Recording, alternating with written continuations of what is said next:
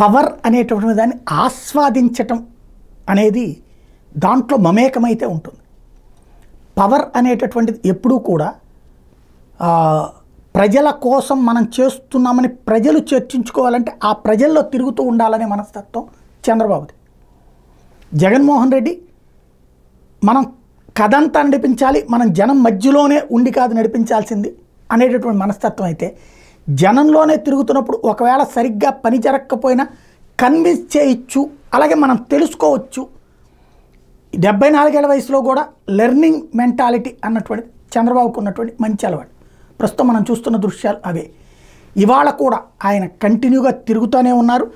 విజయవాడలోని వరద ప్రభావిత ప్రాంతాల్లో అక్కడ పొలాల్లోకి వెళ్ళి బుడమేరు ముంపు ప్రాంతాన్ని పరిశీలించారు.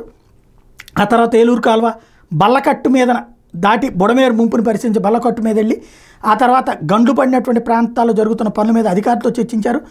ఆ తర్వాత వరదలతో నష్టపోయిన పంటల వివరాలను అడిగి స్థానికులను తెలుసుకున్నారు.